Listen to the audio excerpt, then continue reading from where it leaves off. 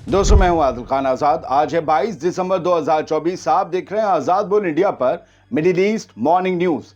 इस शो में आज आपको दिखाएंगे नॉर्थ गजा के मिशंस में गई 60 इजरायली फौजियों की जान, हमास ने दी जानकारी। सीज फायर पर 3 फलस्तीनी गुटों ने किया बड़ा दावा, नेतन्याहू ने लगाया नया शोशा। आयरन डोम की नाकामी पर आईडीएफ ने दी ऐसी दलीलें कि यमन के हुतीस की चालाकी की होने लगी तारीफ। लेबनानी आर्मी ने कब्जाए फिलिस्तीनी लड़ाकों के अड्डे, सीरिया हिजबुल्लाह को मिलती थी मदद। और मिस्र को अमेरिका देगा $5 बिलियन के हथियार, मिलेंगे 555 अब्राम टैंक्स। चलिए करते हैं शुरुआत। फिलिस्तीनी रेजिस्टेंस मूवमेंट हमास के साथ जंगबंदी तक पहुंचने के लिए इजराइल लगे नए नए अड़ंगे लड़ा रहा है और हमास चाहता है सीज फायर हो जाए। अब हमास ने जानकारी दी है कि इजराइल के बहुत सारे सैनिक हमने मारे नॉर्थ गजा में। इन्ना की सैटरडे की रिपोर्ट है और ये लिखा गया है इसमें कि हमास ने पिछले 77 दिनों में नॉर्थ गजा में अकेले मिलिट्री ऑपरेशंस के दौरान 401वीं ब्रिगेड के कमांडर समेत 60 इजरायली फौजियों को मौत के घाट उतार दिया। 77 दिन में समझौते की शर्तों पर असहमत है इजराइल, कुछ ना कुछ नया पेश लगाता है और सीज फायर की बातचीत में अड़ंगा लगा देता है, बैरियर्स डाल देता है। नेतन्याहू पर यह जानकारी ताजा प्रेशर डाल सकती है, उनकी आवाम उन पर प्रेशर डाल सकती है कि भाई जंग बंद करो, हमारे बच्चे मारे जा रहे हैं, तुम्हारा तो बाहर टहल रहा है। उसकी तस्वीर भी हमास ने जारी की है। लेकिन जंगबंदी करो और बस अब हमारे बच्चों को घर वापस ले आओ, तो हो सकता है प्रेशर पड़ जाए। बात दूसरी खबर की।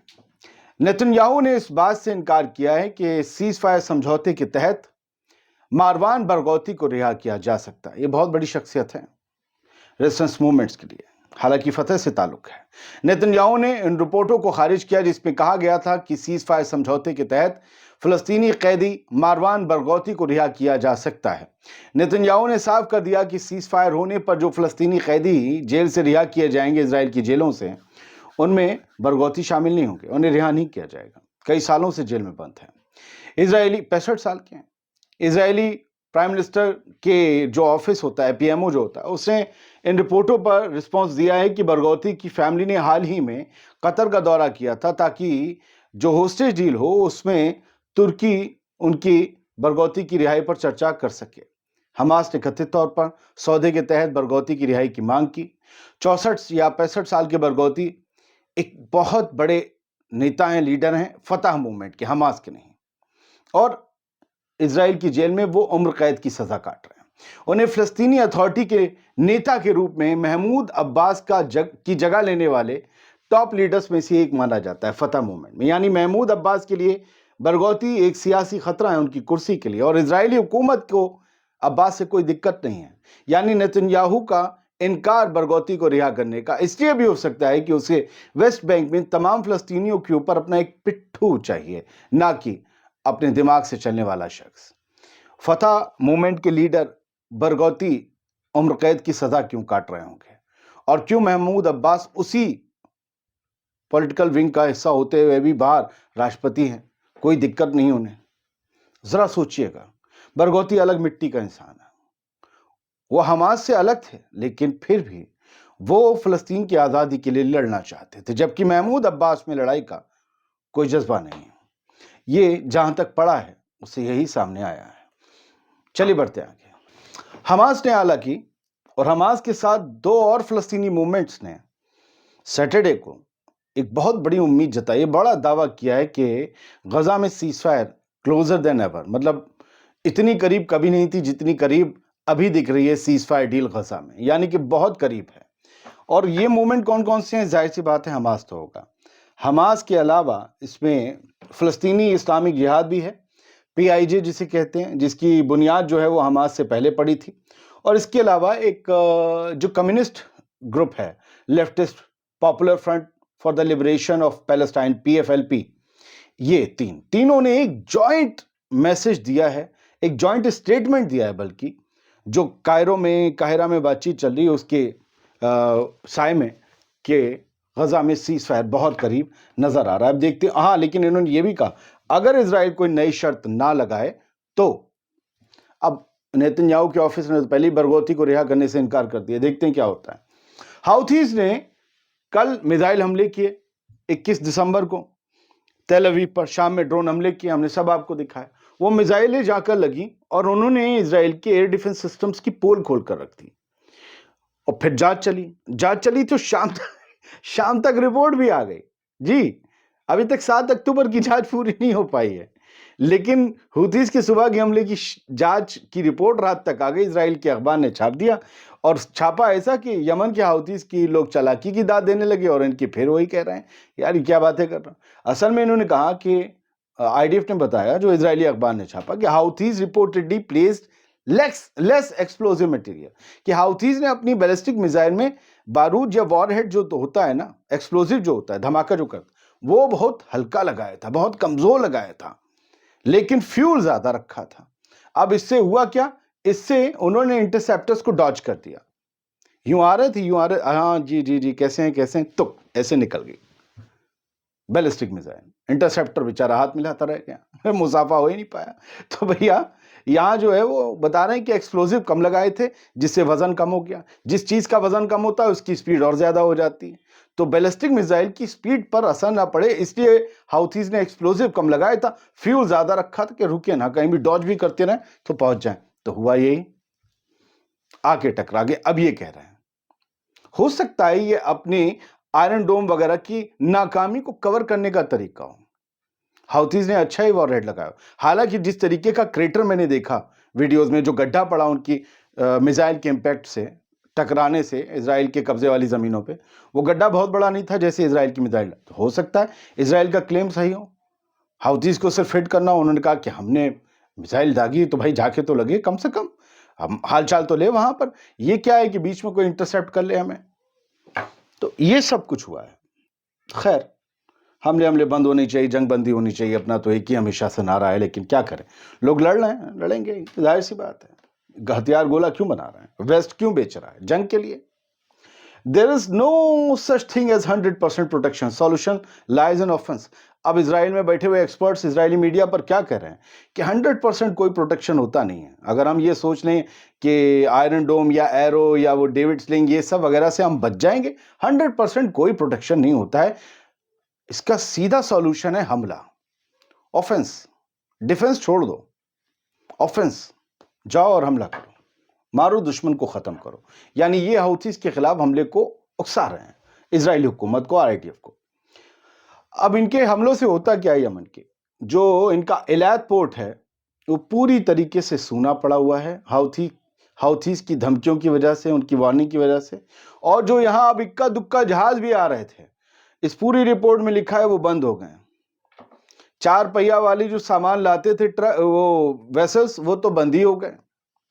जो थोड़ा बहुत सामान आ रहा था वो भी बंद हो गया है। बता रहे हैं कि इस पोर्ट पर कुत्ते लौट रहे हैं, उन्हीं की आवाजें सुनाई दे रही हैं। आदम ना आदमजात सारे जा चुके हैं। इससे पहले ही मेरा ख्याल 300 लोगों को यहां से बिना सैलरी की छुट्टी पर भेज दिया गया था। उन्होंने मांग की थी हमें दूसरे पोर्ट पर शिफ्ट कर दो। ये पोर्ट हाउथीज की रेंज में आता है सबसे पहले, इसलिए इसे यहां ड्रोन भी आ जाते, इसलिए इजरायली कब्जे वाला ये लगा इलात, इसलिए इस पोर्ट को बिल्कुल नॉन फंक्शनल कर दिया है। खैर, लेबनान की आर्मी ने जो है बीका वैली जो है ना, बीका वैली, वहां पर कंट्रोल हासिल कर लिया लेबनान की ऑफिशियल आर्मी ने, नजीब मिकाती की हुकूमत वाली आर्मी ने। ये बीका वैली, बीका का जो इलाका था, ये फलस्तीनी साइट्स थी। यहां पर फलस्तीन के कुछ मूवमेंट्स फलस्तीन के लिए लड़ने की ट्रेनिंग लेते थे, तैयारी करते थे, यहां से हमले भी अंजाम देते थे। लेकिन ये सीरिया की जमीन पर थे, यहां हिजबुल्लाह नहीं था। लेकिन हिजबुल्लाह को और सीरिया की जो हुकूमत थी बशर अल असद की, उसे इन लोगों से और इस इलाके से बड़ी मदद मिलती थी अपने ट्रांसपोर्टेशन के लिए। अब इस पूरे इलाके पर लेबनान की आर्मी ने होल्ड कर लिया है। और मैंने रिपोर्ट पढ़ी तो इसमें लिखा है कि बड़ी भारी तादाद में यहाँ गोली बारूद बल्लम बर्छी, मतलब जो भी है, मशीन गन और ये और वो, रॉकेट शेल्स, मोर्टार शेल्स, ये सब मिले हैं।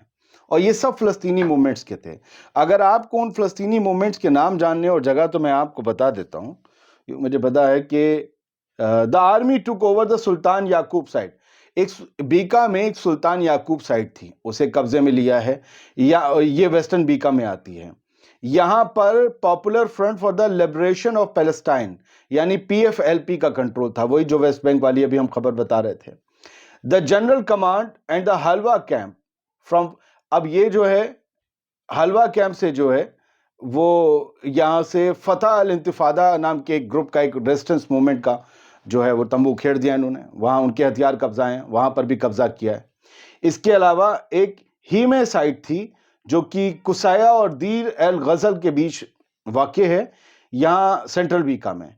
یہ یہاں پر ان دونوں گٹس کا قبضہ تھا، وہ بھی لیبنانی آرمی نے اپنے قبضے میں لے لی ہے، اور لکھا ہے کہ ان سے seizing quantities of weapons and ammunition and military gears, تو بھاری گولہ بارود، ساز و سامان، اکوپمنٹ سب یہاں سے برآمد کر لیا ہے، قبضے میں لے لیا ہے. سر مصر جو ہے نا، جو بات چیت کرا رہا ہے اس کی سیز فائر کی، مصر جو ہے جس نے سرحد کو اور مضبوط کر لیا کہ فلسطینی ادھر نہ آ جائیں، اس مصر کو پتہ نہیں کیوں $5 بلین کے ملٹری سیلز یعنی ملٹری اکوپمنٹ، ساز و سامان، ہتھیار، یہ سب دینے جا رہا ہے امریکہ، $5 بلین کے. اب ان میں اکیلے $4.69 بلین کے جو ہیں وہ 555 امریکی میڈ M1A1 ابرام ٹینکس ہوں گے. ابرام ٹینکس بہت خطرناک مشین ہے امریکہ کی اور بہت مشہور بھی ہے.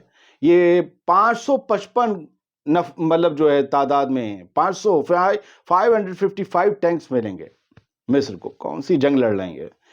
$630 ملین کے 4.6 بلین کے ٹینکس ہے.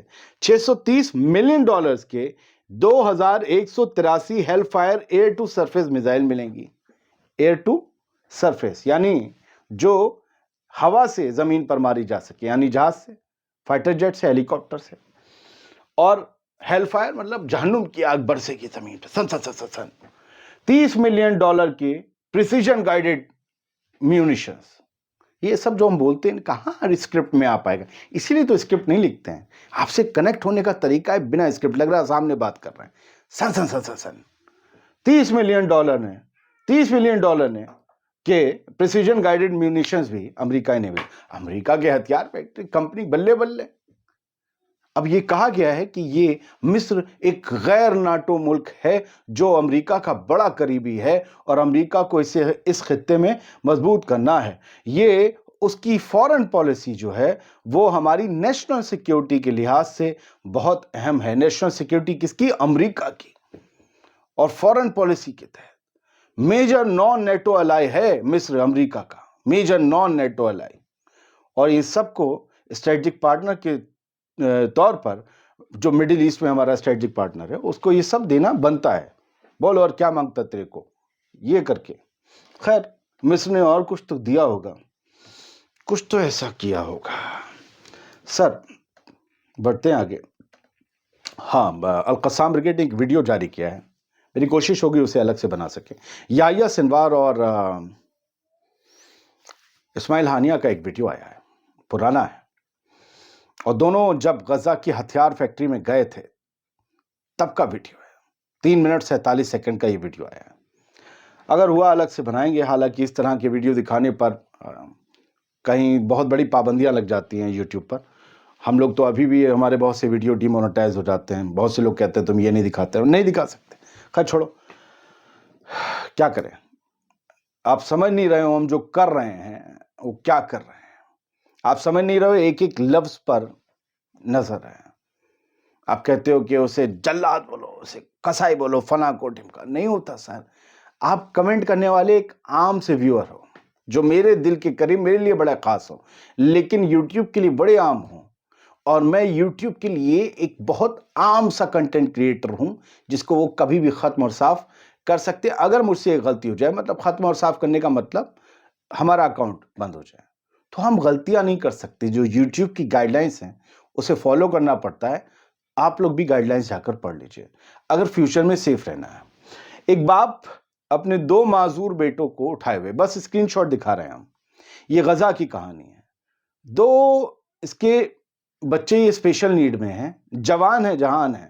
وہ باپ کتنا مضبوط ہوگا. 2 جوان، ایک بچے کو اس نے آگے سینے سے گود میں اٹھا رکھا، جوان.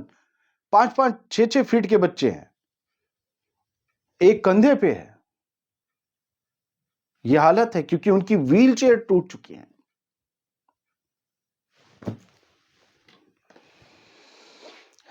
बहुत बहुत शुक्रिया, सलामत रहिए, खुश रहिए।